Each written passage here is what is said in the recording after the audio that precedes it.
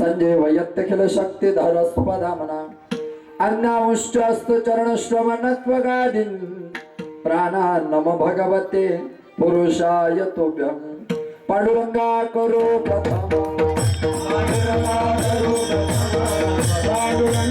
करो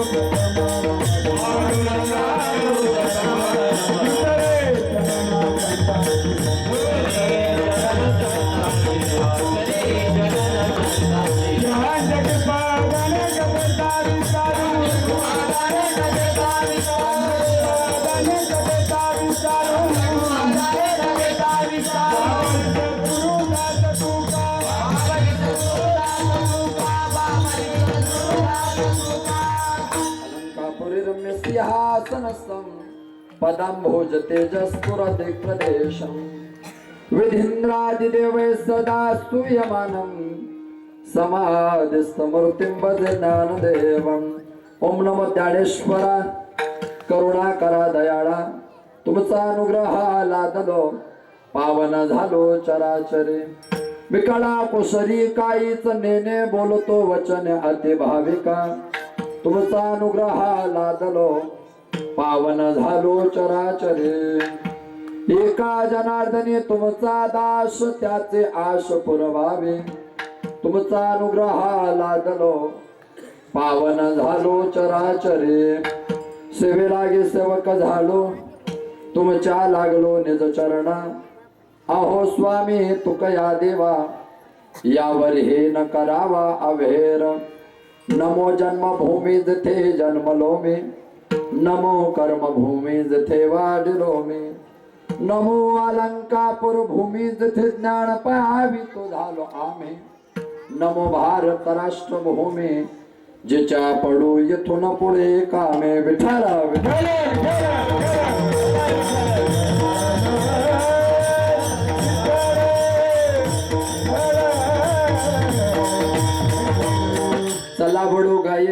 चला बडो गाये बैसो जेव एके ठाये बहु केले वन वन पाय पिटे झाला सेना प्रस्तुत प्राप्त प्रसंगी कीर्तन रूपे सेवे करता घेतलेला अभंग अक्षरभम अव्यक्त ज्ञान अलौकिक काव्य तत्परता अलौकिक कार्य तत्परता सामर्थ्यता प्राप्त संत वैराग्य सविशन ज्ञानींचे राजे साधकांचे मायबाप योग्यांचे माऊली कबिल्य सम्राट चक्रवर्ती अलंका प्रणवास माऊली महावैष्णव संत सम्राट ज्ञानवरा माऊली महावैष्णव ज्ञानवरे अण्णा सुद्धा प्रिय आणि वैष्णव असावे असे साधू अर्थात वारकरी संप्रदायामध्ये फार मोठा अधिकार प्राप्त संत तथा हिंदवी स्वराज्य संस्थापक हिंदुहृदय सम्राट छत्रपती शिवाजी महाराज यांचे धर्मगुरु आणि अखिल विश्वाला सुशोभित करणारे जगद्गुरु तुकोबाराय यांचा कलश कृतीच्या प्रकरणातील हा 4 चरणाचा अभंग आहे विठ्ठल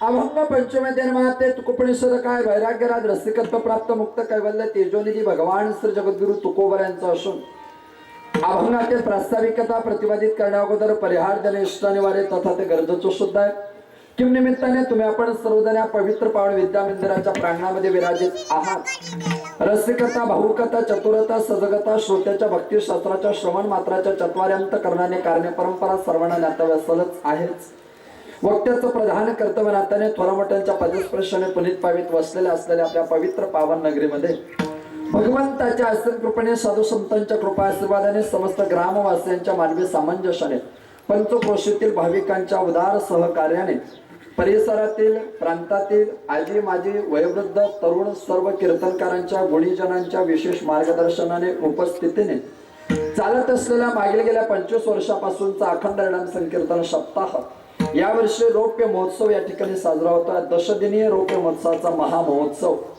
महाशिवरात्रीच्या उत्तर दिवसामध्ये कलश कृतीच्या माध्यमातून वारकरी शिक्षण संस्थेच्या शताब्दी महोत्सवाचा योग साधून आपण सर्वजण एकत्रित आहोत विठ्ठल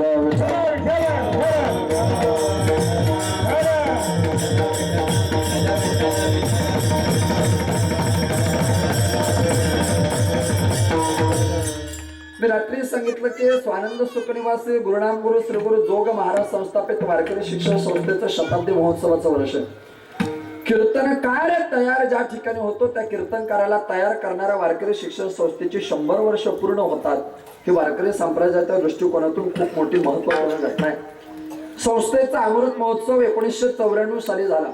वारकरी शिक्षण संस्थेची 75 वर्ष पूर्ण झाली. ते साल होतं 1992चं, पण प्रत्यक्षात तो महोत्सव साजरा केला गेला 1994ला. 1994ला आळंदीमध्ये ज्यावेळेस वारकरी शिक्षण संस्थेचा अमृत महोत्सव साजरा केला त्यावेळेस अध्यक्ष भाषण ज्यांचं झालं ते तत्कालीन महाराष्ट्र राज्याचे मुख्यमंत्री आदरणीय पवार साहेब. आणि पवार साहेबांनी त्यावेळेस भाषणामध्ये असं सांगितलं होतं की मी मुख्यमंत्री या नात्याने जगात फिरतो. मी जगात अनेक संस्था पाहिल्या, अनेक संस्थांना पाहिले. मी जगात अनेक संस्था पाहिल्या, अनेक संस्थांना पाहिले. तरी शिक्षकाला पगार नाही, विद्यार्थ्याला फी नाही, शासनाचं अनुदान नाही आणि संस्थेचं अनुदान घेण्याची तयारी नाही, तरी संस्था 75 वर्ष पूर्ण करते. अशी वारकरी शिक्षण संस्थेसारख्या संस्था जगात शोधून सापडणार. संस्था 4 तत्वावर चालते. शिक्षकाला पगार नाही, विद्यार्थ्याला फी नाही, शासन अनुदान देत नाही आणि शासनाने देऊ गेलं तरी संस्थेची घेण्याची इच्छा नाही. अशा अतिशय नैतिकतेच्या त्यागपूर्ण भूमिकेवर चालते ती वारकरी शिक्षण संस्था आहे. माणसं तयार करायचा कारखाना जगाच्या पाठीवर कुठे असेल तर तो वारकरी शिक्षण संस्थेकडे. तुम्ही पहा, विज्ञान खूप पुढे गेले, विज्ञान अलीकडे ऍडव्हान्स टेक्नॉलॉजीमध्ये खूप प्रगतीवर असं म्हटलं जातं, म्हणजे नाहीच, पण लोक म्हणतात म्हणून आपण सुद्धा म्हणावं लागतं. विज्ञानाची प्रगती काय? इकडनं ऊसाची मोडी टाका, तिकडनं साखरेचं पोतं तयार होतंय, विज्ञानाची प्रगती. इकडनं ऊसाची मोडी टाका, तिकडनं साखरेचं पोतं तयार होतंय, विज्ञानाची प्रगती. पण आमच्या वारकरी शिक्षण संस्थेची प्रगती काय? इकडनं आगाऊ पोरगा आळंदीत टाका, 4 वर्षानं फेटा बांधणारा कीर्तनकार तयार होतो. हा माणसं तयार करायचा कारखाना या ठिकाणी आहे. तुम्ही लक्षात घ्या, माणसं तयार करायचा कारखाना आहे हा. तुम्ही विचार करा, डोक्यातला फेटा काढला तर नाशिकची MIDC 7,500 रुपये महिन्याने सुद्धा उचलेल का नाही याची मलाही गॅरंटी नाही.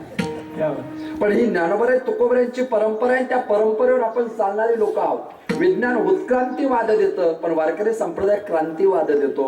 उत्क्रांतीवादामध्ये आक्षेप येण्याची शक्यता आहे, पण क्रांतीवादामध्ये कधी आक्षेप येत नसतात. कारण क्रांतीतून भ्रांती निवृत्त होते, भ्रांतीतून शांती प्राप्त होते. अशी क्रांती फक्त वारकरी संप्रदायातच होते, ते जगात कुठे होत नाही, करता येत नाही.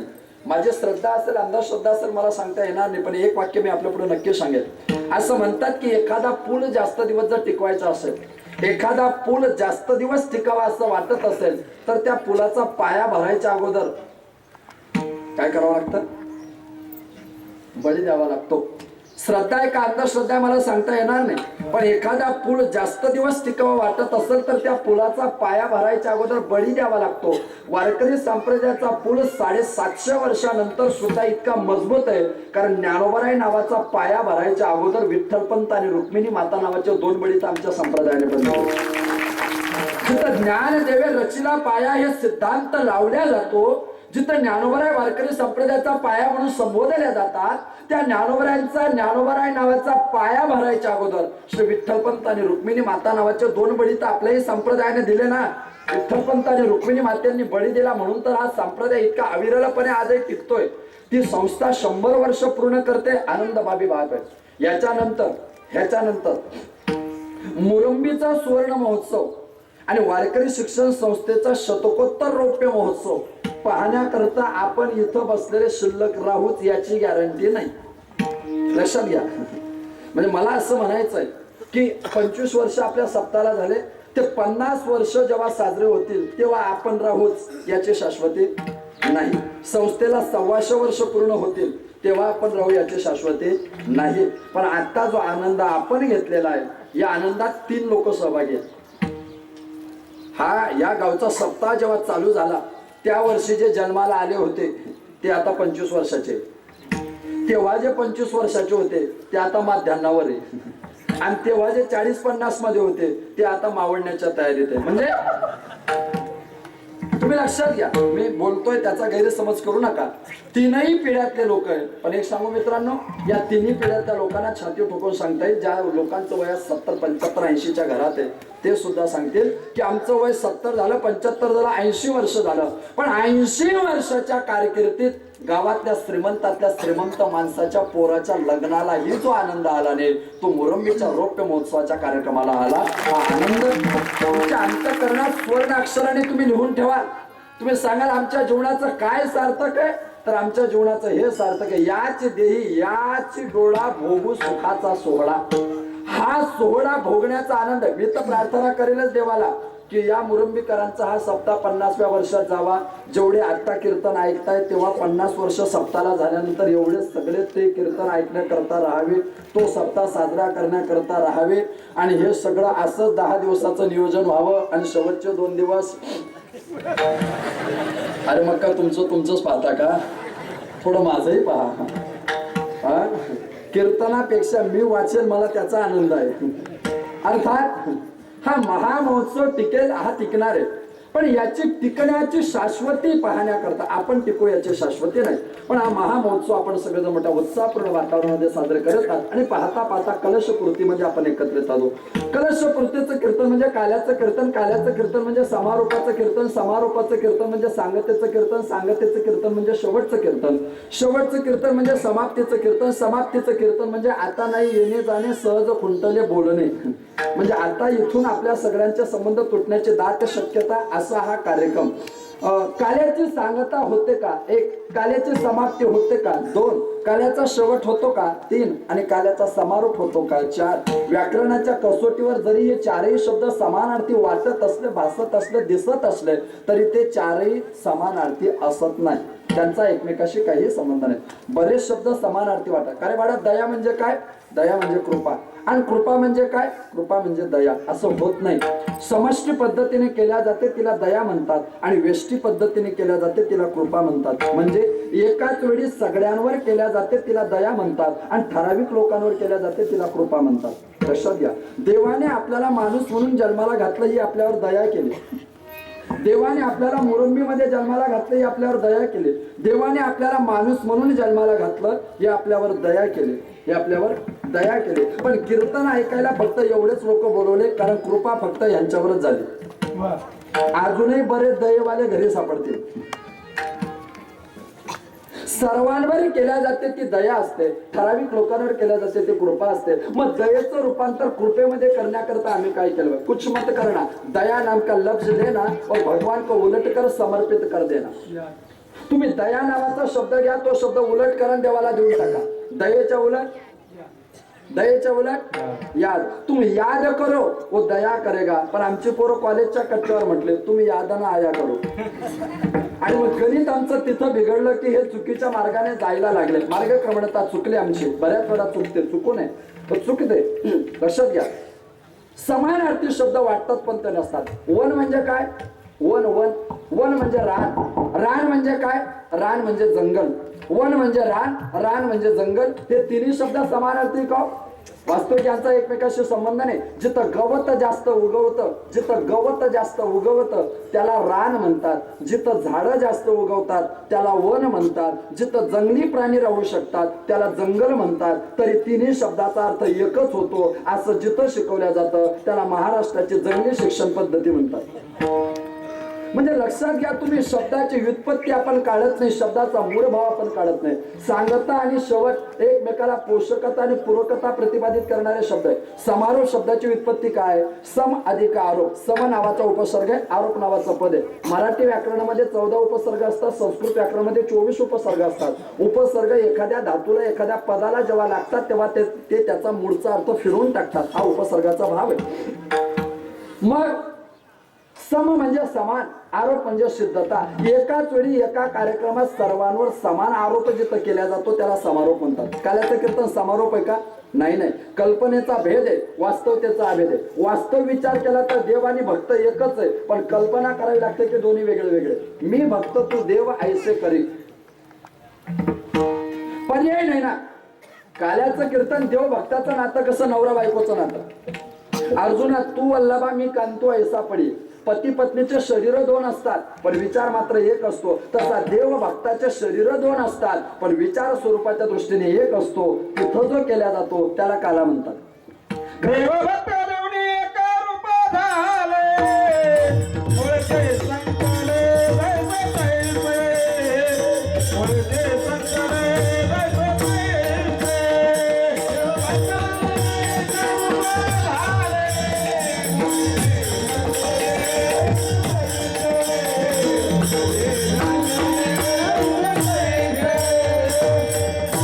देव आणि भक्त यांच्या कल्पनेचा भेद असावा. अजून पोषकतेत बोलायचं म्हटलं तर अभेदुने भेद राखीला अंगी वाढावया जगी प्रेम सुख. जगी प्रेम सुख वाढाव्या. अभेद जे एक रूप आहे ते कल्पनेचा भेद निर्माण केला आणि दोन्ही वेगळे वेगळे झाले. आणि कल्पनेचा भेद आणि वास्तविकतेचा अभेद निर्माण करून काढला. समाप्ती, काल्याची समाप्ती असते बरं. समाप्ती शब्दाचा अर्थ असा आहे सम्यक आपती.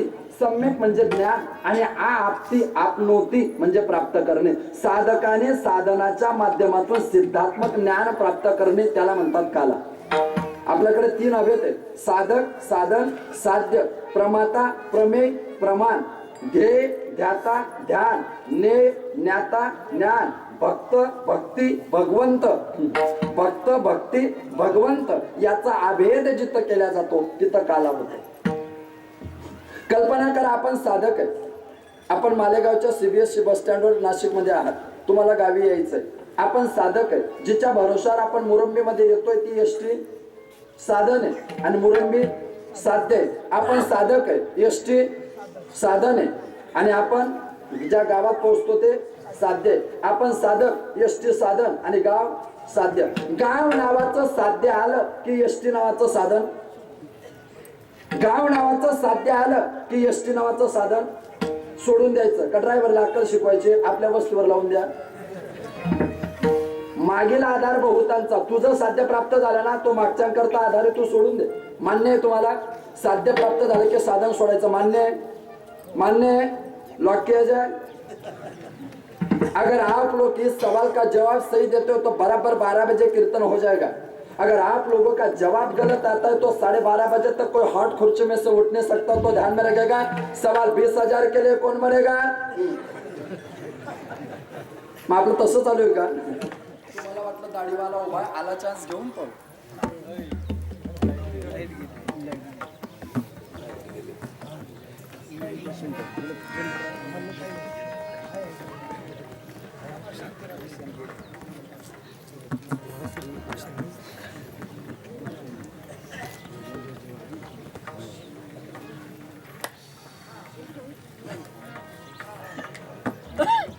नमः शिवाय. ओम नमः शिवाय.